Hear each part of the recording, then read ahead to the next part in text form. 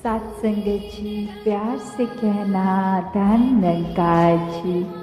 तो भक्तों ने हमेशा वो अच्छाई की ओर ही रुख करना सिखाया है कि परिस्थिति अगर इस परमात्मा ने दी है तो अच्छी ही होगी। एक अगर उस परिस्थिति को अच्छा नहीं समझ रहे हम तो वो हमारी कमी है।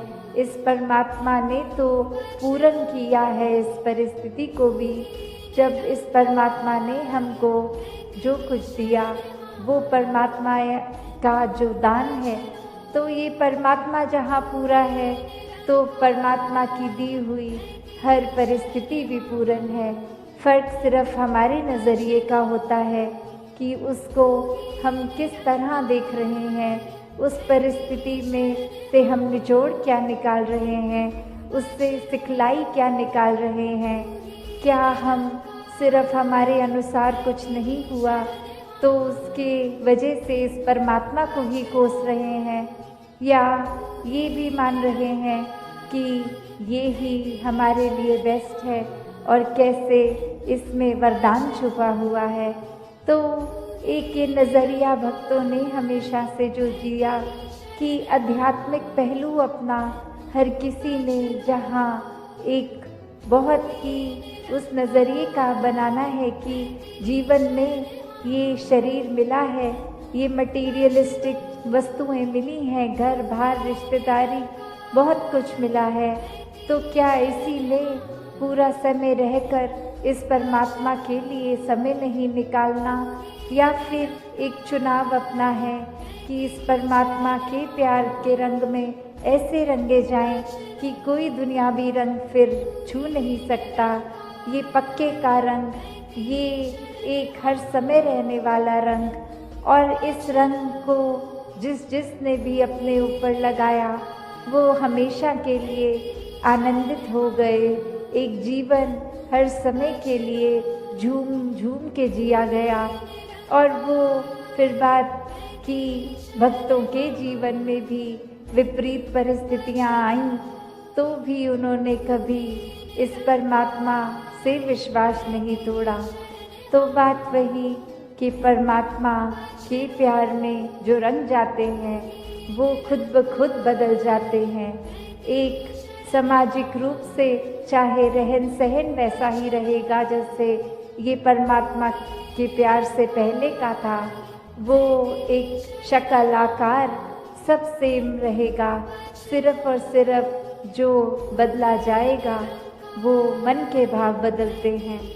तो ऐसा ही बदलाव हर किसी के जीवन में मुबारक बदलाव होता है कि ये एक संसार में जितने भी अलग अलग प्रकार के चाहे इंसानों के साथ मुलाकात होनी, और वो एक अलग अलग कल्चर बैकग्राउंड, दिखने में अलग, खान पान अलग, सब तरह से वो एक डाइवर्सिटी रूप, और कैसे वो होने के बावजूद भी सब परमात्मा के साथ जो एकत्व के बंधन में हैं, तो हर एक को एक दूसरे में परमात्मा ही नज़र आता है।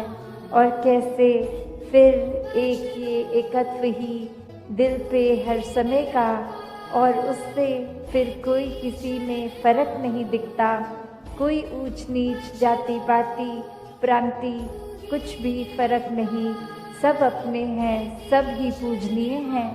तो कैसे उसको साथ तो कुछ और ही करने को कह दिया। तो वही ये ख्याल जहाँ उस शिष्य को आया, और फिर वो अपने मन पे किसी तरह काबू करके, क्योंकि अब गुरु ने कहा था तो वो फॉलो करने के लिए किसी भी सोच विचार के साथ चला तो गया नदी किनारे कि ठीक है अब कहा है तो ऐसा ही करना होगा। और वहीं काफ़ी देर हो गई और अब गुरु भी इंतज़ार कर रहा है कि ये इतनी देर से लौट के नहीं आया, इतनी देर क्यों लग रही है वो उसको वो सिक्के नदी में बहाने के लिए। तो फिर वो गुरु ही खुद उस नदी किनारे जाते हैं और क्या देखते हैं कि वो शिष्य एक एक करके सिक्के को फेंक रहा है, जिसकी वजह से वो बहुत ही देर लग रही है। वो एक बात फिर, तो जब तक ये बात नहीं हम दे पाएंगे अगले को बेनिफिट ऑफ डाउट, तब तक हम वो अर्थ सत्कार, ये प्यार कुछ भी नहीं उस तरह दे सकेंगे। क्योंकि हम अपने आप को तो बहुत जल्दी उस तरह माफ कर देते हैं कि चलो ये चीज़ हमसे गलत हो गई, कोई बात नहीं, हम अपने आप को माफ कर रहे हैं। पर वही अगर सामने वाला व्यक्ति कुछ अगर गलत करता है तो एकदम से हम उसका एक वो जजमेंट पास करते हैं, हमें सोच विचार कर लेते हैं कि ये इंसान को तो आज के बाद मुड़कर देखना भी नहीं है। तो हमें इस तरह अपने जीवन में सुधार करना है कि किसी ने अगर कुछ गलत कर भी दिया तो उसके लिए भी मन से यही अरदास करनी है कि दातार कृपा करके ये जो भी कमियां हैं हमारे अंदर, दूसरों के अंदर, वो दूर होती जाए। से हम जब तक वो एक निरंकार जो इस तरह से देखा जाए, अगर एक व्यक्ति दूसरे को देख रहा है तो उनकी आंखों के बीच में भी वो है, वो अपनी पलकों से भी नजदीक है, जैसे बोलते हैं शारक से भी नजदीक। तो इतना करीब होने के बाद जब वो अपनी आंखों से नहीं खुद देखा जाता, वो संतों का संग करने के बाद ही ये दात प्राप्त होती है, जो अपने लिए तो सुखदायी होती भी है और हमारे जीवन में वो ऐसा एक हमारा पल पल बना देती है कि हर पल में सिर्फ ये निरंकार प्रभु परमात्मा का शुक्रिया निकलता है हर समय, और वो भाव कि इसी के ही हमेशा गुणगान करने हैं। फिर बाकी चीजें लगता है कि है सबकी इम्पोर्टेंस अपनी है, पर निरंकार से ज्यादा इम्पोर्टेंट कुछ नहीं, इस परमात्मा से ज्यादा जरूरी कुछ नहीं।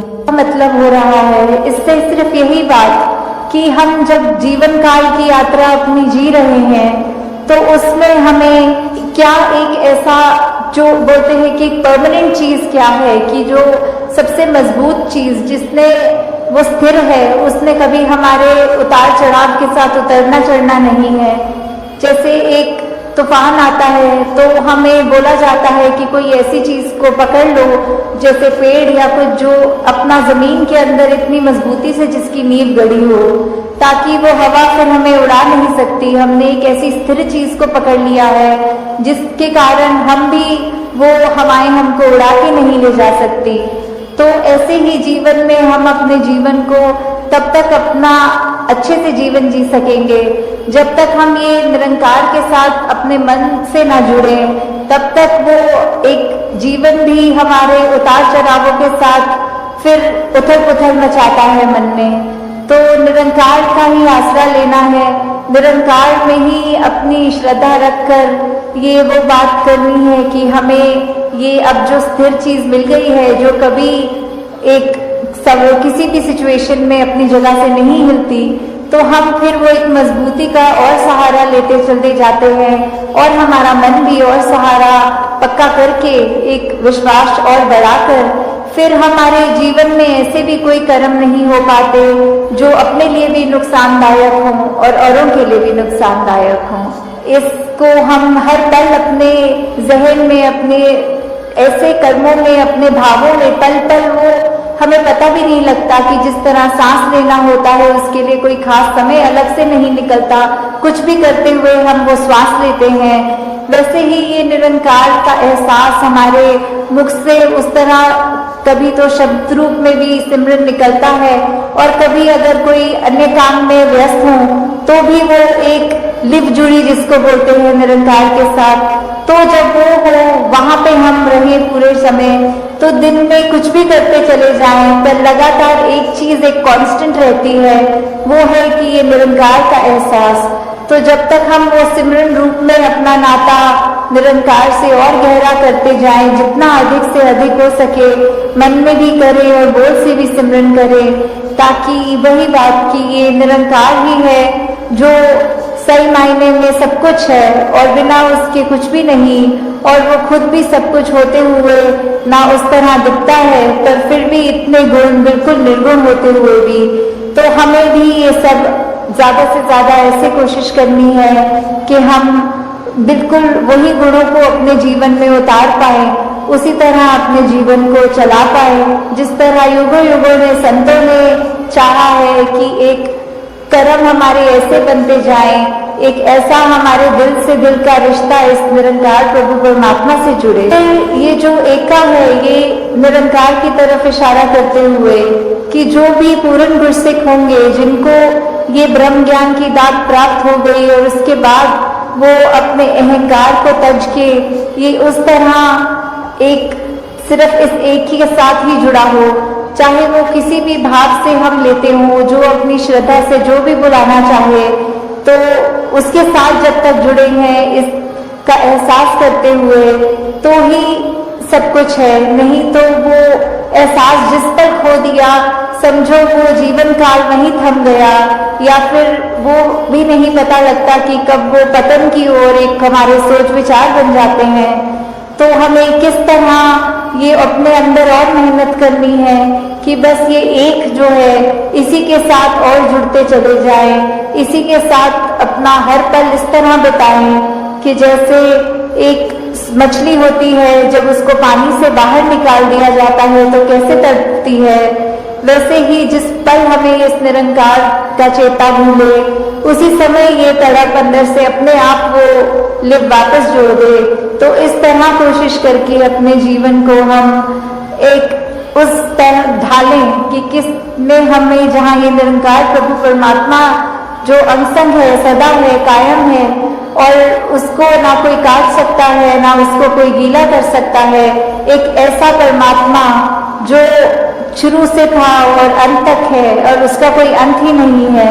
तो वैसे ही हमें भी उसके साथ जुड़ते हुए अपने जीवन को भी और सुधारना चाहिए है। तो उसी भाव से जब एक मर्यादित रूप में सत्संग होती है और सारी वो बातें सबकी सुनी जाती हैं, तो अपना मन जहाँ हमारा और साफ होता जाता है, जीवन में अच्छे गुण आते रहते हैं और उसी तरह हम एक और खूबसूरत ये इंसान बनते हैं। हम खुद भी इस मिशन के साथ जब जुड़े हैं तो ये निरंकारी मिशन का हम एक एक व्यक्ति, हम यहाँ एक एक महापुरुष अपने जीवन को उस तरह सुधार के रखे कि एक समाज में भी अगर कहीं जाएं तो सबके मन में यही लगे कि इस व्यक्ति के जैसे बनना है, इसके पास एक ऐसी दात है जो उसको एक हमेशा बाकियों से अलग दिखाती है। तो इस तरह हमारे कर्म ही जब वो प्रचार का रूप ले ले, हमारी भाषा ही प्रचार का रूप ले ले, हमारे सोच ही प्रचार का रूप ले ले, तो फिर हमारा ये जीवन काल जब तक है और उसके बाद जैसे लोग सुखी पर लोग सुहेला, तो किस तरह ये जीवन भी जीते हुए हमने जहाँ वो ह्यूमन वैल्यूज को रखना है, एकत्व, भाईचारा, मिलवर्तन, करुणा, दया, ऐसे अनगिनत जो भी है वो तो रखकर अपने जीवन में हर पल जीवन को जीना है। और उसके बाद ये ब्रह्म ज्ञान जो इस जीवन काल में हमें मिल गया है, वो दात को हमें हर पल ऐसे याद रखना है कि कभी भी अगर अंत समय हो तो वो दात हमें हमसे छिन ना जाए। उसको निरंकार को ऐसे संभालते हुए हर पल निरंकार का एहसास रखना है और उसके बाद सिर्फ वही एक दात है। और यहाँ पे भी जो सत्संग के दौरान भी हमने सुना, चाहे वो छोटे बच्चे की ज़बान से हो, चाहे बुजुर्गों के, चाहे वो कोई भी तरह का सहारा लिया हो, स्पीच का, गीत का, कविता का, तो सबने एक ही बात दोहराई कि ये जो मिशन हमें क्या शिक्षा दे रहा है, ये ईश्वर परमात्मा पर निरंकार ये हमारे लिए क्या अहमता जीवन में रखते हैं। और हालांकि ये भी उस तरह से देखा जाए तो हम अगर सिमरन कर रहे हैं और निरंकार प्रभु परमात्मा को याद कर रहे हैं तो उसका उद्देश्य क्या है कि निरंकार को तो कोई फर्क नहीं पड़ेगा कि हम अगर निरंकार को याद रख रहे हैं कि नहीं, पर हमें अपनी इस जीवन काल में किस तरह जीना है वो अगर नज़रिए से देखें तो हम सही रास्ते पे हैं कि गलत, वो जो हमारा एक है मेजरमेंट लेने का कि किस तरफ हैं हम, उसको अगर तोलना हो तो यही पता लगता है कि अगर हम सिमरन करके कोई भी कार्य का डिसीजन ले रहे हों तो हमें अपने आप पता लग जाएगा कि अगर मन में वो कार्य करने का समझ में आता है कि गिल्ट, अपने आप को बहुत ही कोई ऐसा काम करने के प्रति एक मन को हम पुश करते हैं कि उससे हमें शायद लगता है हम बहादुर हैं। तो असली बहादुरी क्या है? ये असली बहादुरी तो वही कि जो भी सत्य है उसको समझ के, उसको एक हकीकत को जानने के बाद आंख ना बंद करना कि ये संसार में आए हैं तो मौत भी निश्चित है। एक जीते जी उस बात को, उस फैक्ट को अगर हम ना भूलें, इस सत्य के पहचान के बाद ये सत्य को जीवन में अपनाएं तो ही वाकई में बहादुर हैं। क्योंकि कायरता तो फिर आंख बंद करने में होगी। एक जैसे हम अक्सर सुनते भी हैं उदाहरण कि एक सामने अगर कोई, हम किसी से बात करते वक्त कह देते हैं कि सामने अगर शेर खड़ा है तो आंख बंद कर लेंगे तो वो चला नहीं जाएगा सामने से। तो कायरता और बहादुरी ये पहलू जीवन में देखें तो वही कि एक जीवन में समाप्त होना है और जीते जी एक अनेकों रंग की जिंदगी दिखाती है, एक हर एक स्थिति में अलग महसूस कराती है। तो क्या सिर्फ मन की ये फीलिंग्स पे या इमोशंस पे या मन के एक उतार चढ़ाव को ही हम अगर हकीकत मान लेंगे तो स्थिर नहीं हो पाएंगे। एक सदैव के लिए स्थिरता, सहजता चाहिए। तो इस सत्य के साथ ही जुड़ना होगा और वो सत्य, ये ब्रह्म ज्ञान कि हर समय ये परमात्मा का एहसास, इसको पहले जानकर फिर इसको इस पर पूरा विश्वास होना और विश्वास के साथ ही जीवन में भक्ति और आनंद आना।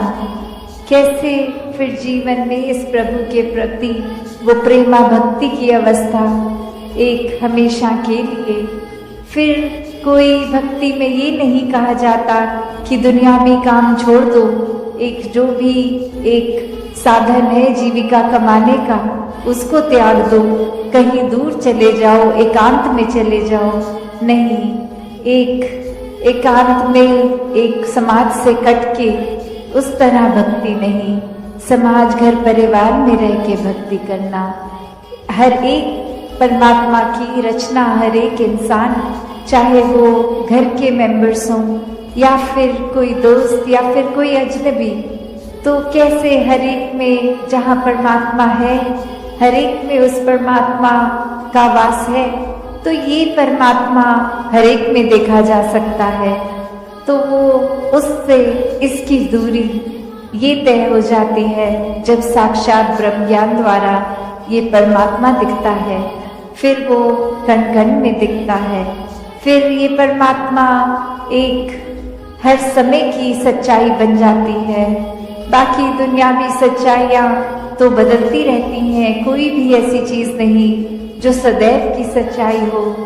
एक शरीर को भी हम ले तो ये भी बदल जाता है, हमारे सोच ख्याल को ले ये भी बदल जाते हैं, कोई भी तत्व ले लें वो भी अपना रूप बदल लेता है।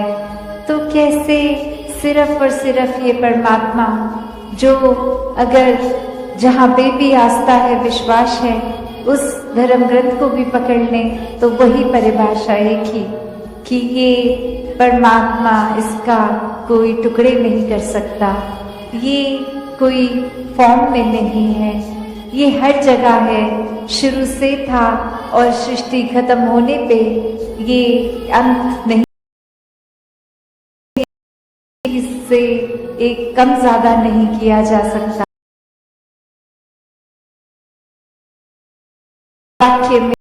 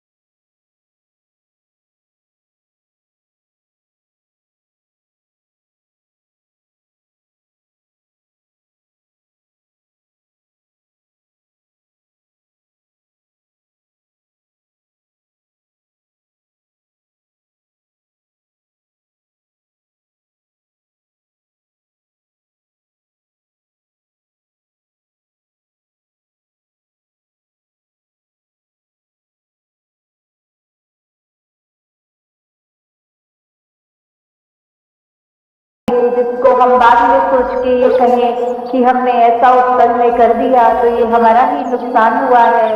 और हम हमेशा बस एक वो जो सही जीवन जीने का सलीका होता है उस तरह से जी सकते हैं। तो आज जिस तरह ये हृदय वाणी का शब्द है तो उसकी पंक्तियां हैं जी।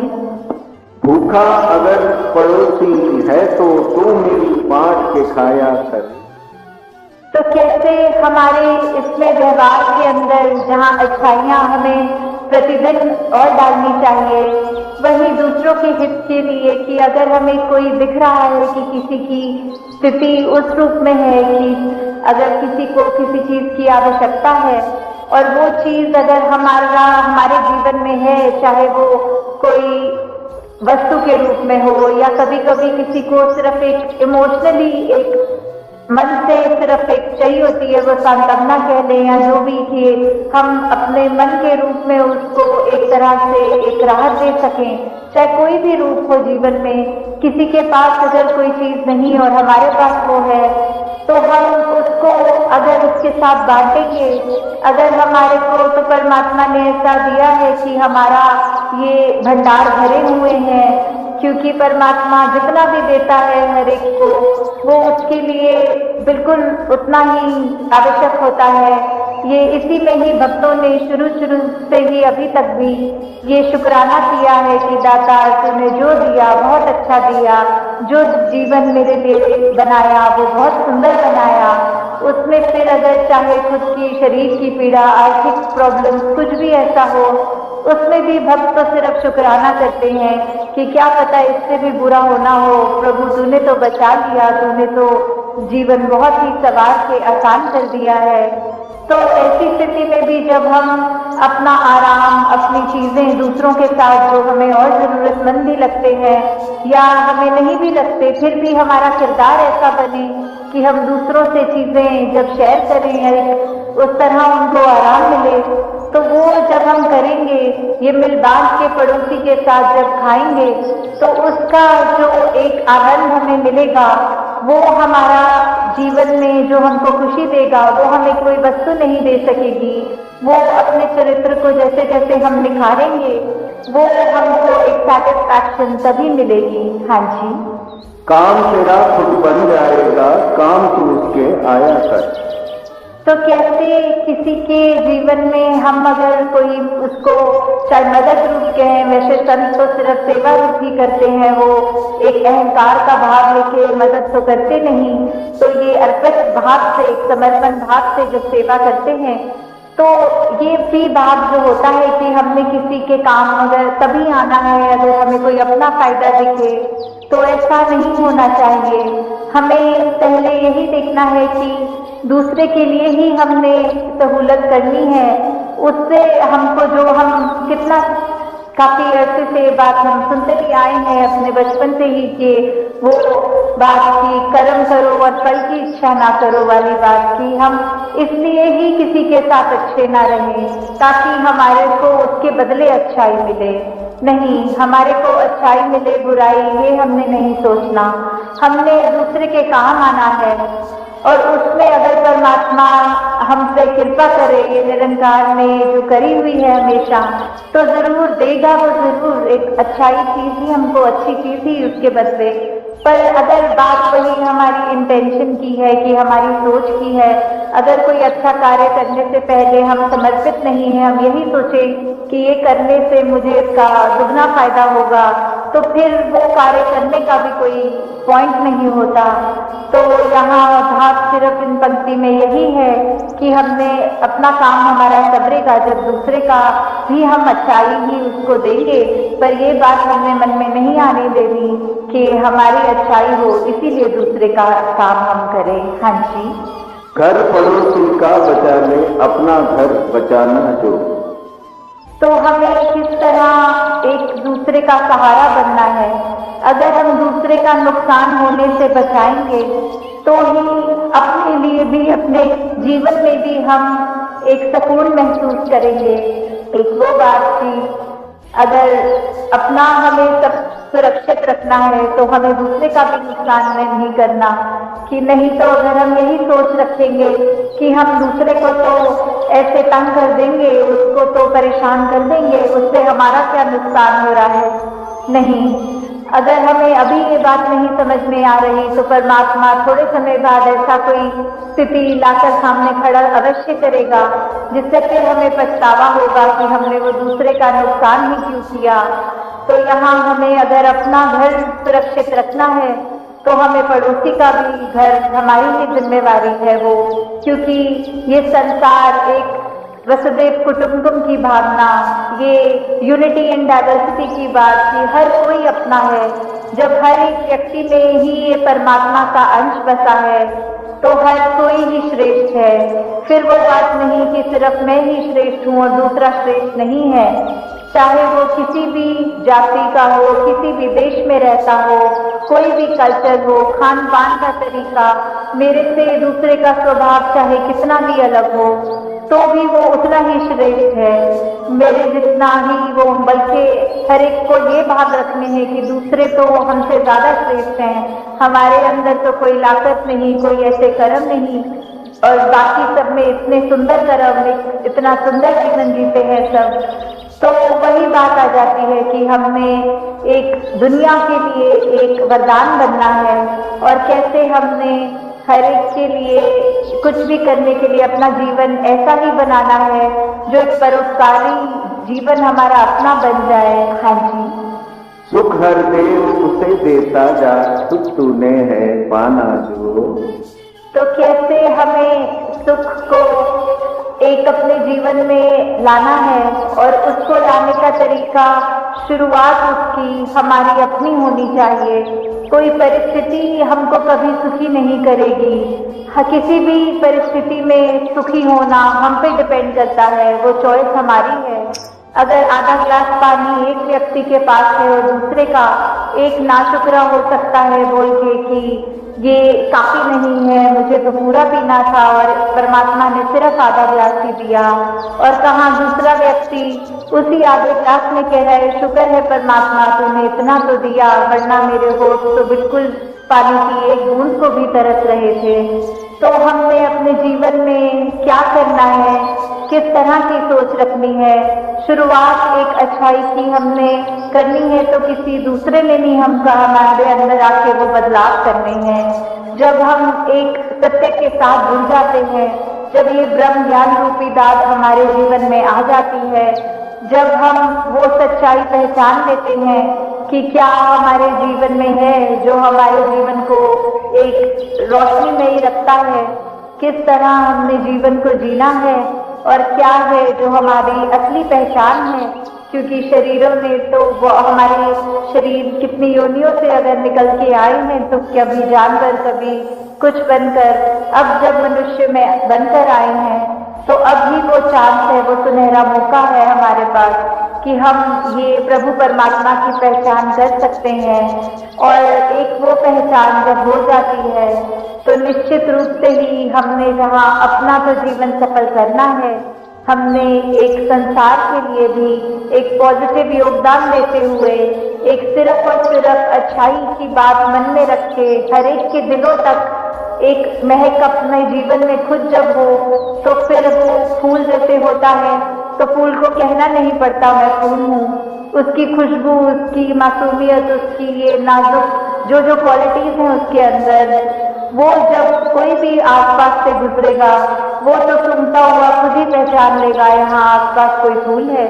तो हमने अपने जीवन में ही इतनी खूबसूरती रखनी है कि फिर वो जीवन हमारा खुद तो हम सफल करेंगे और हर एक का उसी के साथ और भी एक उनके जीवन में भी एक वो इम्पैक्ट एक पॉजिटिव दे पाएंगे।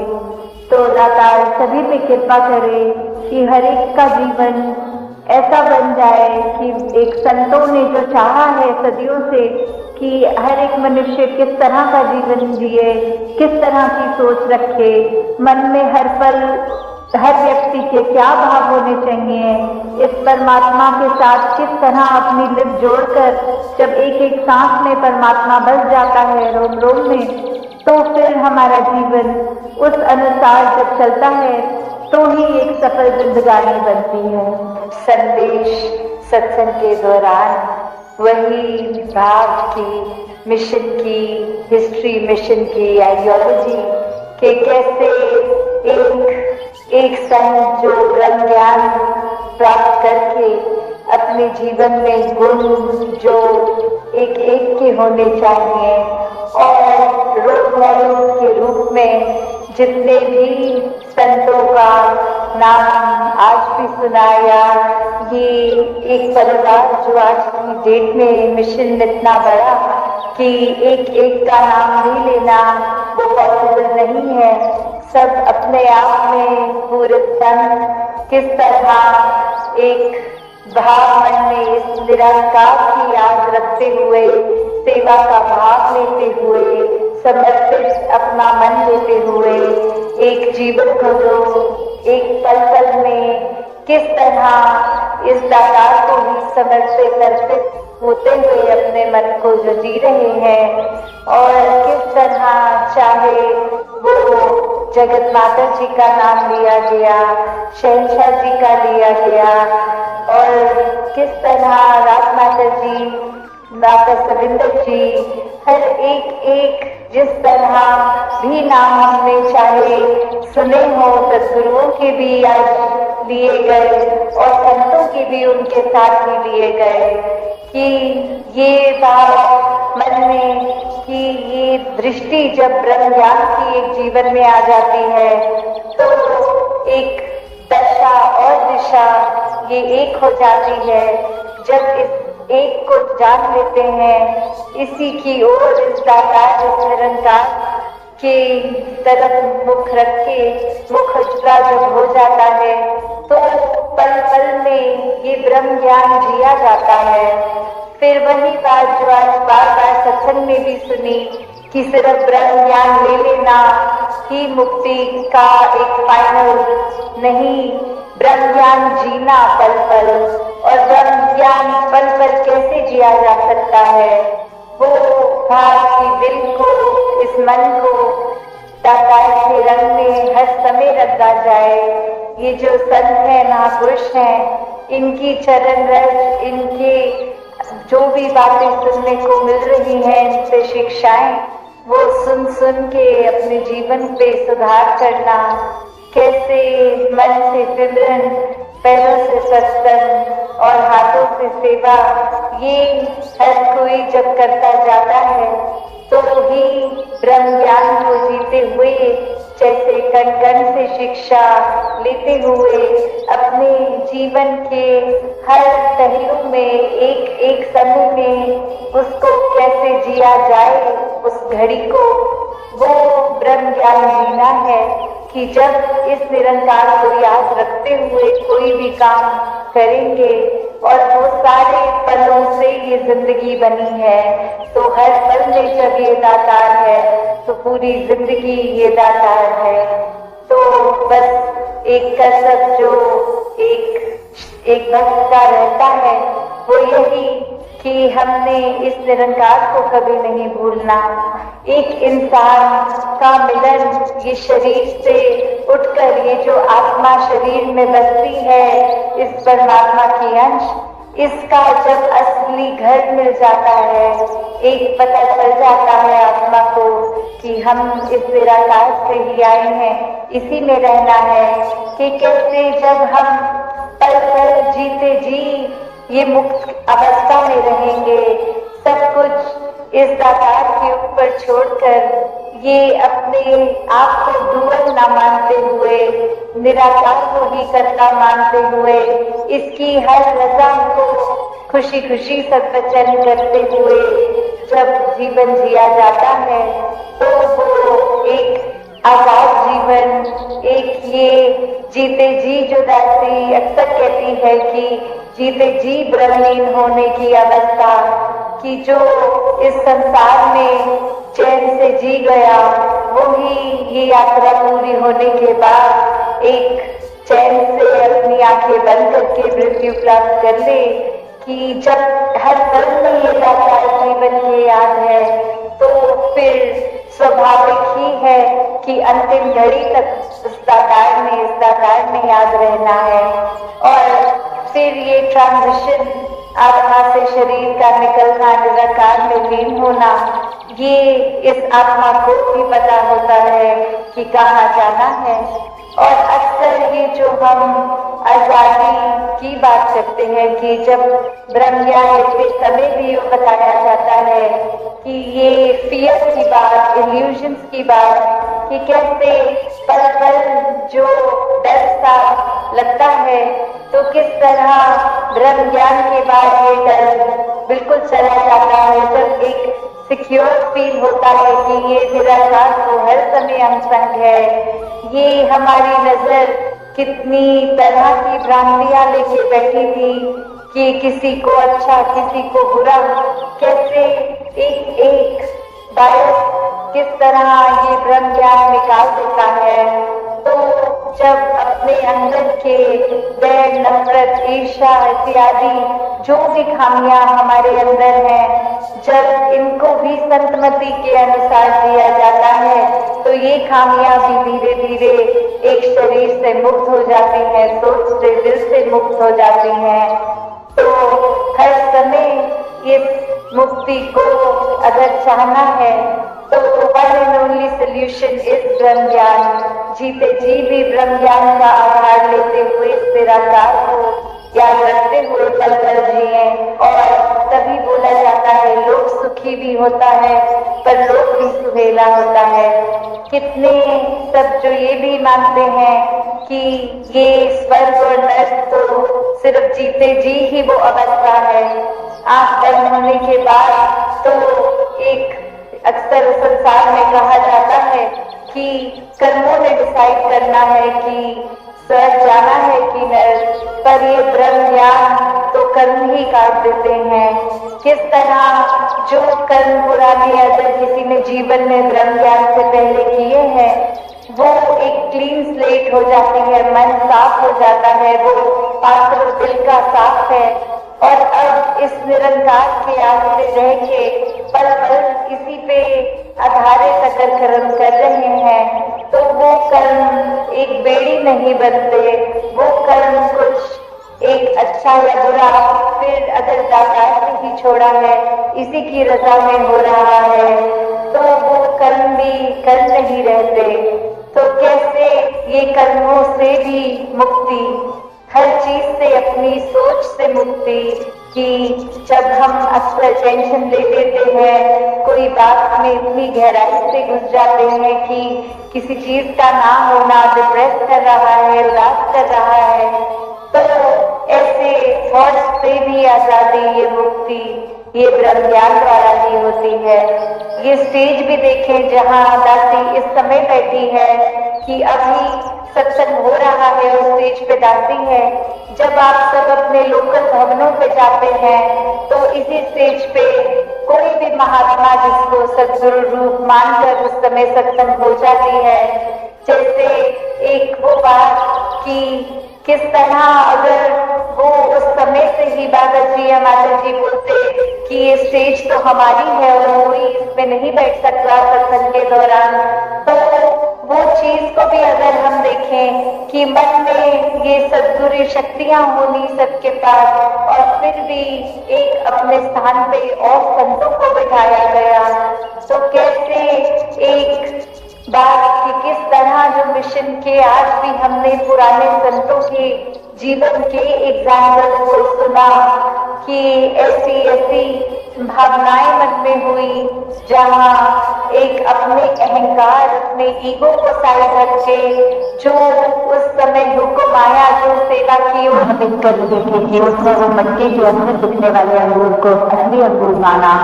और ऊपर देखकर पेड़ की ओर देखा तक नहीं कि वो असली तो वो है, सच्चाई तो वो है। तो कभी हमारा हाल भी ऐसा नहीं हो रहा कि इस निरंकार को जानने के बाद, ज्ञान होने के बाद भी हम ऐसे छोटे छोटे इल्यूजन, डर, ऐसे भ्रमों में अटक गए हैं, अपने आप को फंसा के रखा है कि उसको चैन नहीं है, वो स्थिरता नहीं है, वो हमेशा एक बेचैनी ही रहेगी कि हम अपने जीवन में बहुत मिस कर रहे हैं करना, या कभी कभी जीवन में भाग दौड़ की दुनिया बना ली है उसने अपनी जैसी। डायरेक्शन चलने को कहा गया, उसी पर चलते गए और कैसे बिल्कुल भी करता हुआ मन में नहीं आए।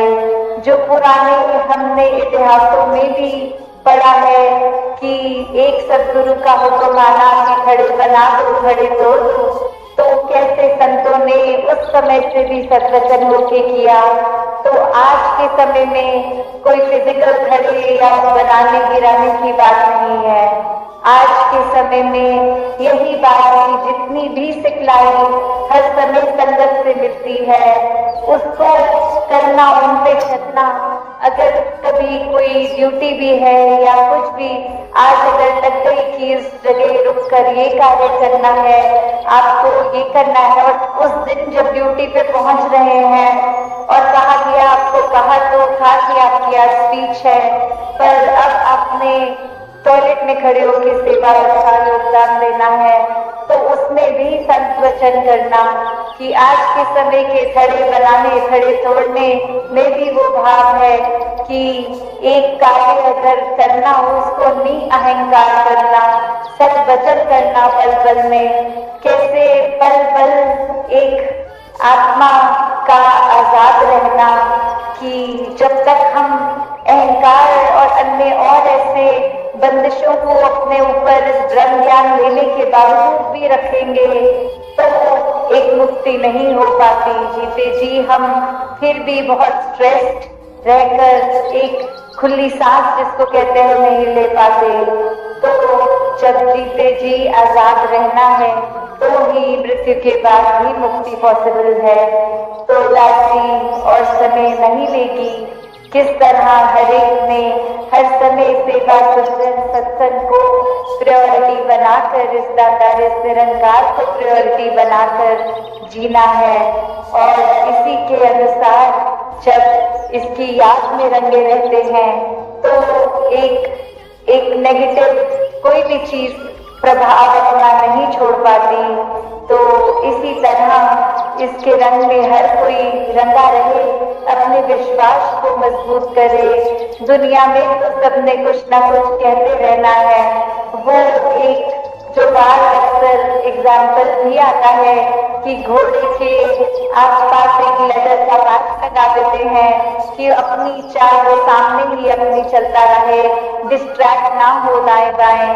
तो दुनिया ने तो कोई भी बात क्रिएट कर देनी है नेगेटिविटी के लिए, किसी का उसमें सेल्फ इंटरेस्ट होना या कुछ भी।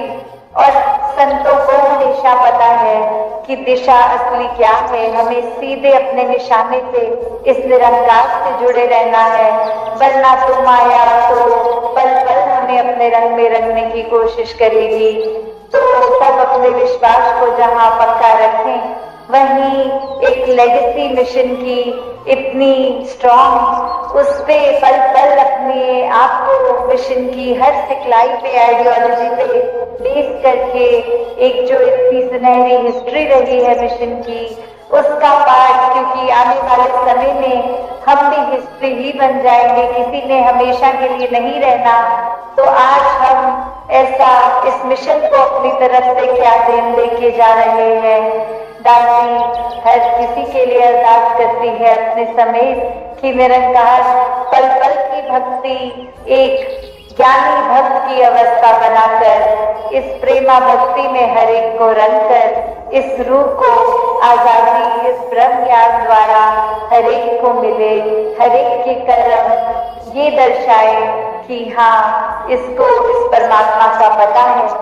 तो दाता हर किसी पे कृपा करे। संगत में मन के भाव रख रहे थे और हर एक वचन, हर एक गीत, हर एक कविता, चाहे किसी भी भाषा में रखी गई हो, वो इस परमात्मा, इस निरंकार से जोड़ने की ही बात कर रही थी। और जोड़ते संगत में भी महापुरुषों ने ये इशारा किया कि कैसे हम अगर इस संसार में आए हैं तो जहाँ अपनी रिस्पॉन्सिबिलिटीज भी हमें निभानी है, वहाँ साथ ही ये जैसे दासी के पीछे कोटेशन भी लिखी है, वन वर्ल्ड वन फैमिली, कि कैसे हम अगर अपना दायरा एक संकीर्ण कर लेते हैं कि हमारा परिवार तो सिर्फ उंगलियों पे गिन सकते हैं, ऐसी बात नहीं। ये पूरा संसार ही एक हमारा है, अपना है।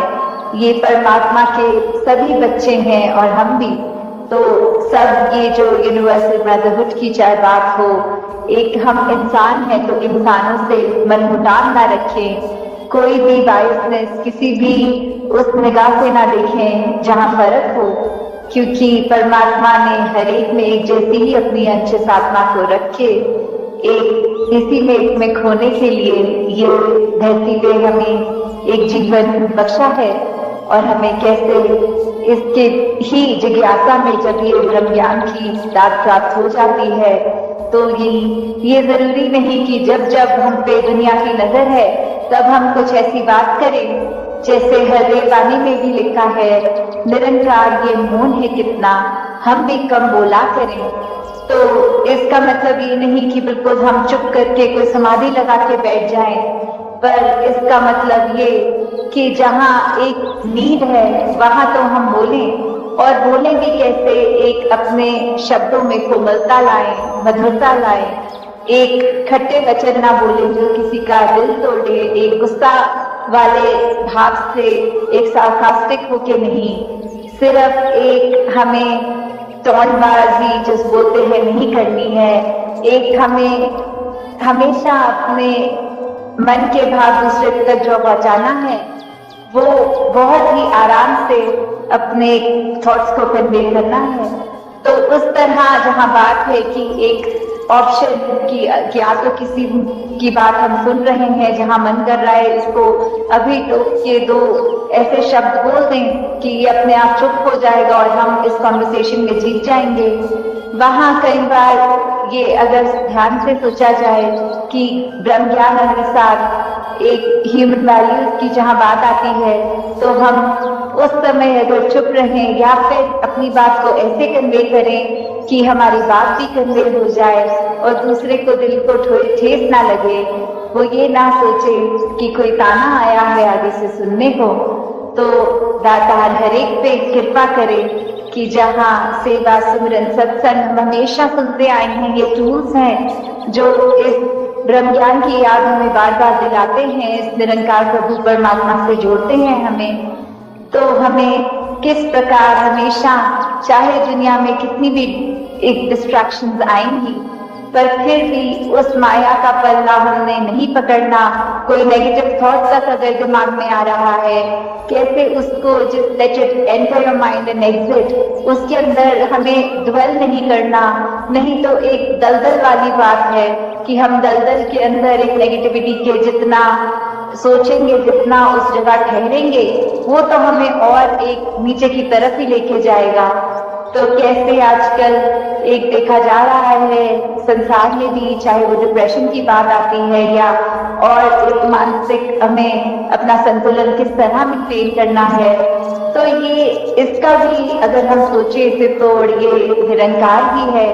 जब तक इसकी रजा में है, जब तक हम इस सिमरन से अपने आप को एक मन में ऐसे भाव ला पा रहे हैं कि जो कुछ है परमात्मा ने अच्छा ही किया हुआ है, चाहे सिचुएशन हमारे मन मुताबिक नहीं फिर भी अच्छी है। तो जब हम ऐसे पॉजिटिव थॉट्स लाते हैं, किसी ने कुछ कहा वो बात को इग्नोर करो, ना कि मन पे उसका बोझ बना के बैठो।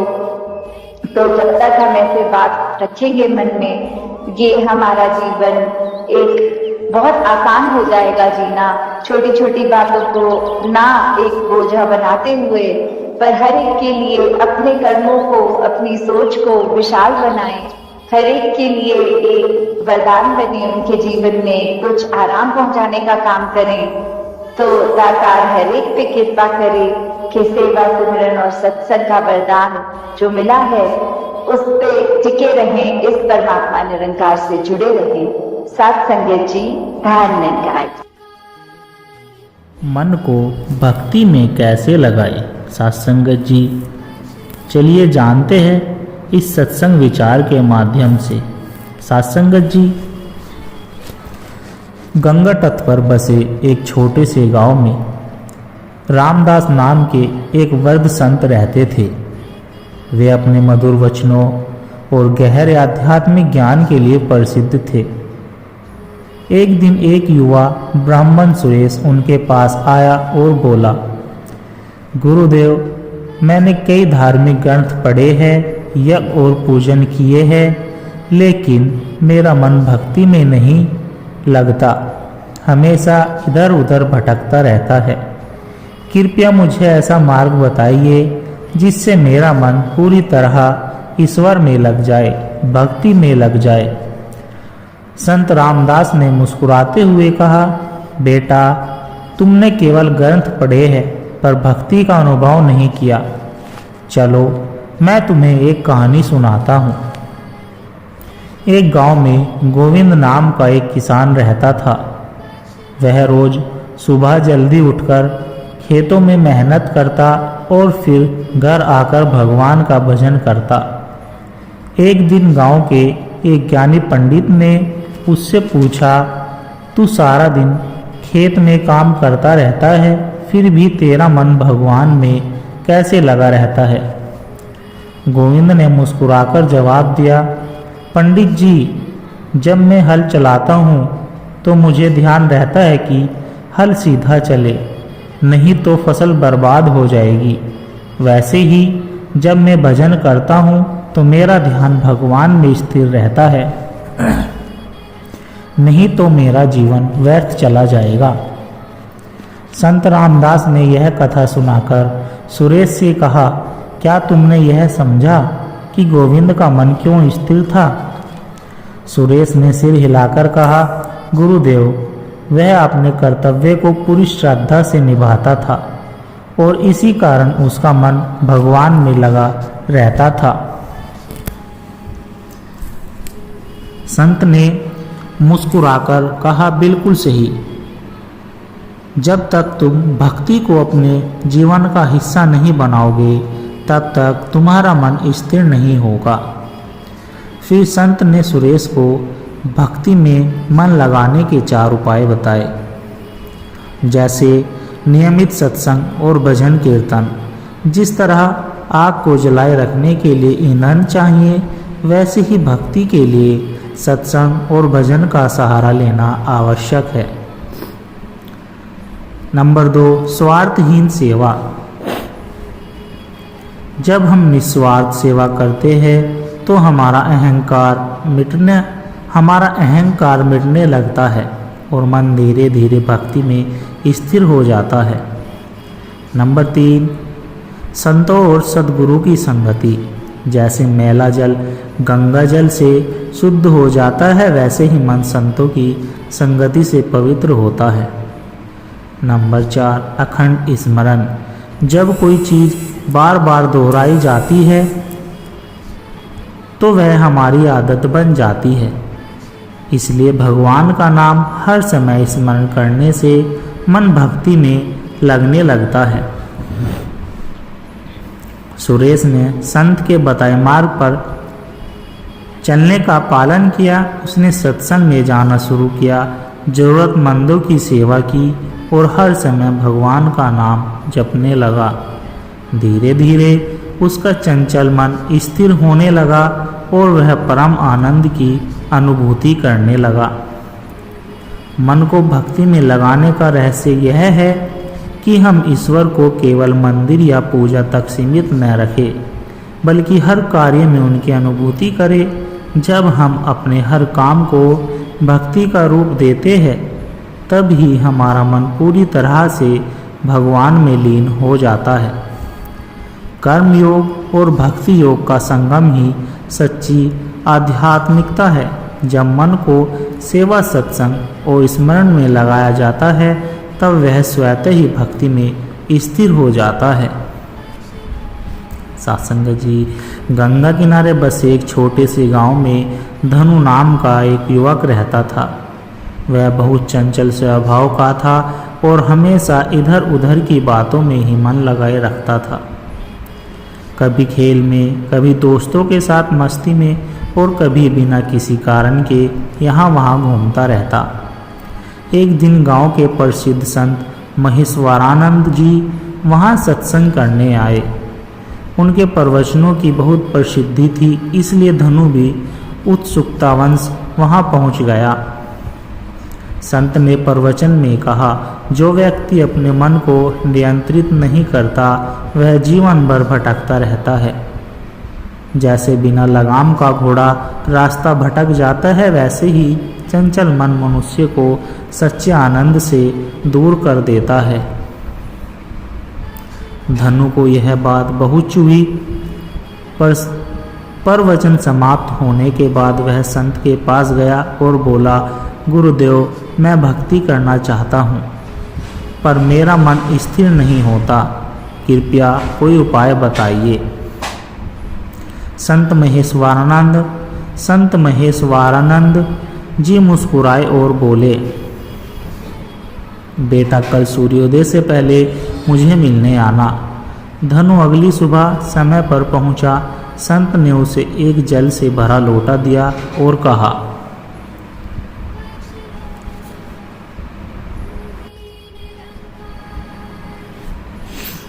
इसे लेकर पूरे गांव का चक्कर लगाओ, लेकिन एक बात ध्यान रखना, यदि लोटे से एक भी बूंद पानी नीचे गिरा तो फिर तुम्हें पूरा चक्कर लगाना पड़ेगा। धनु ने लोटा पकड़ा और बहुत सावधानी से गांव का चक्कर लगाने लगा। वह इतना ध्यानपूर्वक चल रहा था कि न तो किसी से बात की, न ही इधर उधर देखा। जैसे तैसे उसने पूरा चक्कर लगाया और खुशी खुशी संत के पास पहुंचा। संत ने पूछा, बेटा, रास्ते में कहीं तुम्हारे दोस्त मिले? धनु बोला, हाँ मिले थे, पर मैंने उनकी तरफ ध्यान नहीं दिया।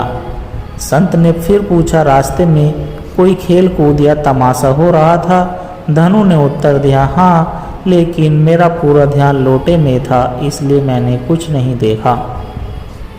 संत मुस्कुराए और बोले, बिल्कुल इसी तरह जब मन पूरी तरह भगवान में लगा दिया जाए तो संसार भी व्यर्थ चीज़ें उसे विचलित नहीं कर सकती।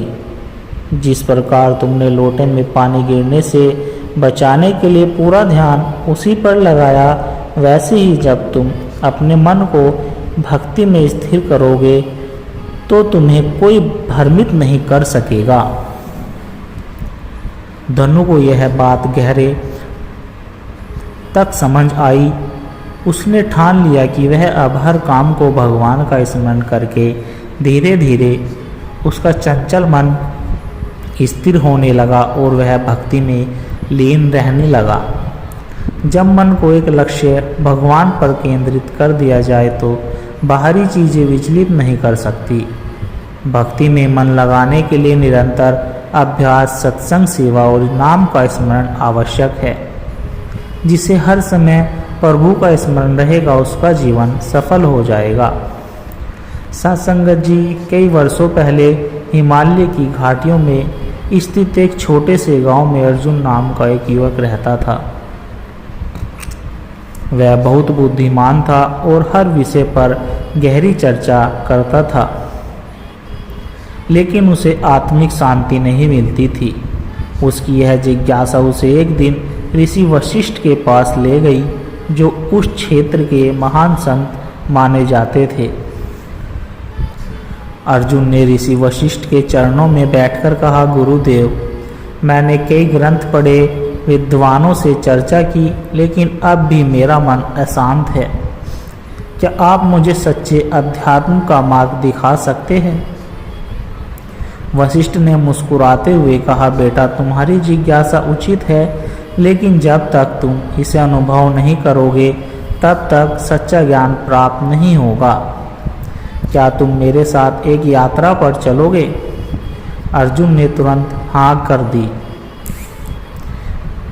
ऋषि वशिष्ठ अर्जुन को जंगल में एक पुराने पीपल के पेड़ के पास ले गए और बोले, इस पेड़ को देखो, यह वर्षों की तपस्या के बाद विशाल बना है।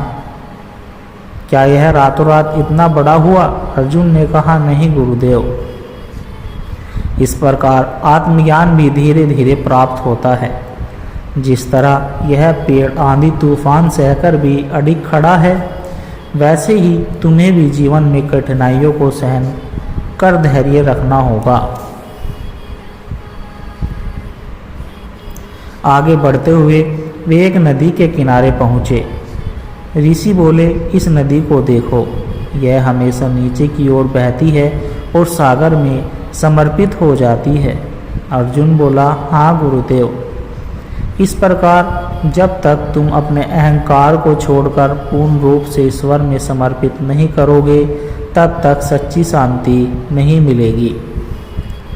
फिर वे एक गांव में पहुँचे जहां एक वृद्ध महिला दूसरों को खाना खिला रही थी, जबकि उसके पास खुद बहुत कम था।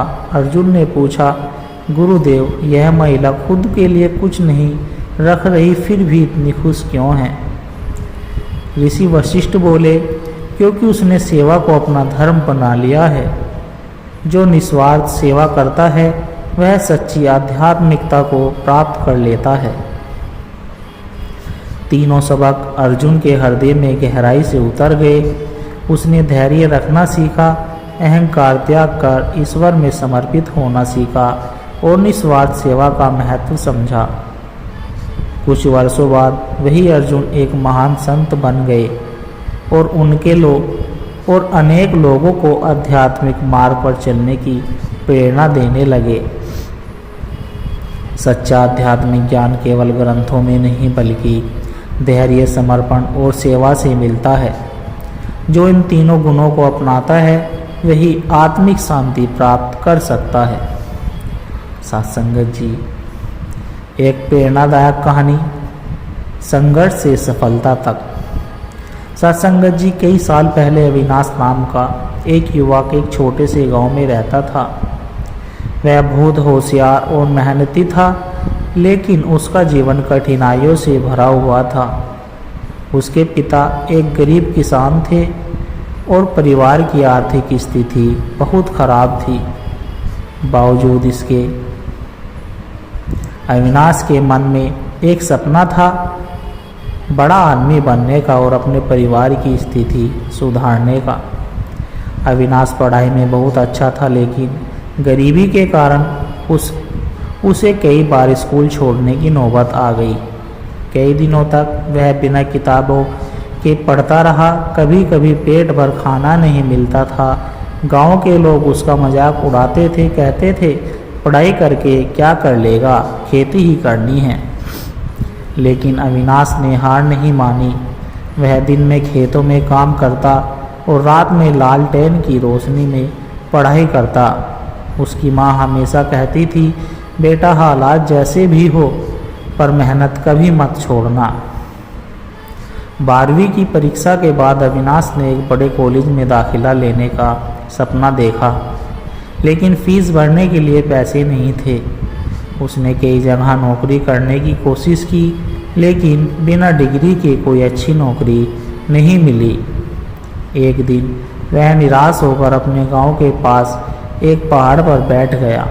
वहाँ उसने देखा कि एक नन्ही चींटी लगातार एक ऊंचे पत्थर पर चढ़ने की कोशिश कर रही थी। वह बार बार गिरती, लेकिन हर बार फिर से चढ़ने लगती। कई बार गिरने के बाद आखिरकार वह चींटी चोटी तक पहुंच गई। अविनाश को अचानक एहसास हुआ, अगर यह छोटी सी चींटी हार नहीं मानती तो मैं क्यों हार मानूं। अविनाश ने छोटी मोटी नौकरियां शुरू की। कभी चाय की दुकान पर काम किया, कभी ट्यूशन पढ़ाई और कभी खेतों में मजदूरी की।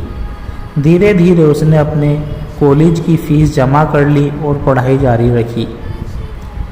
कॉलेज के दौरान भी उसने संघर्ष किया, लेकिन कभी भी अपने लक्ष्य से नहीं भटका। उसने अपनी पढ़ाई पूरी की और कड़ी मेहनत से एक प्रतिष्ठित कंपनी में नौकरी पाई। फिर कुछ सालों बाद उसने खुद एक बिजनेस शुरू किया जो बहुत सफल हुआ।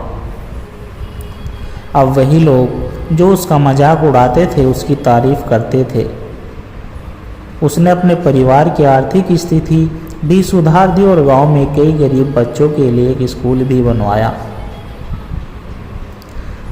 संघर्ष ही सफलता की असली कुंजी है। मुश्किलें हमें रोकने नहीं बल्कि मजबूत बनाने के लिए आती है। अगर आप सपने देखने की हिम्मत रखते हैं और मेहनत करने को तैयार है तो कोई भी मुश्किल आपको सफल होने से नहीं रोक सकती। जो गिरकर भी उठता है वही असली विजेता होता है। सत्संगत जी, भक्ति और विश्वास की शक्ति। कई वर्षों पहले भारत के एक छोटे से गांव शिवपुर में गोविंद नाम का एक गरीब लड़का रहता था। उसका जीवन कठिनाइयों से भरा हुआ था। घर में रोज खाने के लिए कुछ भी नहीं होता था, लेकिन फिर भी उसका भगवान पर अटूट विश्वास था।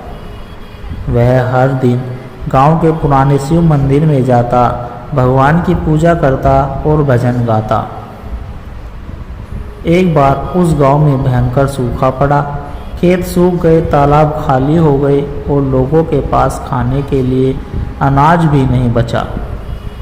गांव के कई लोग निराश होकर शहर की ओर पलायन करने लगे, लेकिन गोविंद ने ठान लिया कि वह कभी नहीं जाएगा। उसने कहा, भगवान शिव मेरी परीक्षा ले रहे हैं, लेकिन मैं उन पर पूरा विश्वास रखूंगा। वे निश्चित ही मेरी मदद करेंगे। गांव के लोग उसका मजाक उड़ाने लगे। अरे गोविंद, भक्ति से पेट नहीं भरता। अगर भगवान होते तो हमें भूखा क्यों रखते। लेकिन गोविंद अडिग रहा। वह प्रतिदिन मंदिर जाता और शिवजी से कहता, हे भोलेनाथ, मैं आप पर पूरा भरोसा रखता हूँ। चाहे जितनी भी कठिनाइयाँ आए, मैं अपनी भक्ति नहीं छोड़ूंगा। एक दिन जब गोविंद मंदिर में बैठकर ध्यान कर रहा था, तभी वहाँ एक वृद्ध साधु आए। उन्होंने गोविंद से कहा, बेटा, तुम्हारी भक्ति देखकर मैं बहुत प्रभावित हुआ हूँ। यह लो, एक छोटा सा बीज है। इसे अपने आंगन में रोप दो और रोज जल देना। गोविंद ने उस बीज को घर के आंगन में लगाया और श्रद्धा से उसकी देखभाल करने लगा। कुछ ही दिनों में वह एक सुंदर पौधे में बदल गया और फिर देखते ही देखते एक विशाल बेल का रूप ले लिया। कुछ ही हफ्तों में बेल में मीठे और पौष्टिक फल लगने लगे। यह ऐसे थे जिन्हें खाने से न केवल भूख मिटती थी बल्कि शरीर में शक्ति भी आती थी। गोविंद ने उन फलों को गांव के लोगों को बांटना शुरू कर दिया। जो लोग उसे ताने मारते थे वही अब उसकी भक्ति की सराहना करते हैं। धीरे धीरे वर्षा भी होने लगी। गांव के खेत फिर से लहलहा उठे और पूरा गांव फिर से खुशहाल हो गया। अब गांव में सभी लोग समझ चुके थे कि सच्ची भक्ति केवल शब्दों में नहीं बल्कि धैर्य, विश्वास और क्रम में होती है। उन्होंने गोविंद से क्षमा मांगी और कहा, हमने तुम्हारा मजाक उड़ाया, लेकिन तुमने हमें सिखा दिया कि यही हमारी सच्ची श्रद्धा है। यदि हमारी सच्ची श्रद्धा हो तो भगवान कभी हमें अकेला नहीं छोड़ते। सच्ची भक्ति केवल प्रार्थना करना नहीं बल्कि धैर्य और विश्वास रखना होता है। भगवान हमारी परीक्षा लेते हैं, लेकिन जो डटे रहते हैं वे कभी हारते नहीं। कभी भी मुश्किल समय में विश्वास मत खोना, क्योंकि भगवान हमेशा सही समय पर मदद भेजते हैं। जो भी सच्चे हृदय से भगवान को पुकारता है उसकी सहायता स्वयं भगवान करते हैं।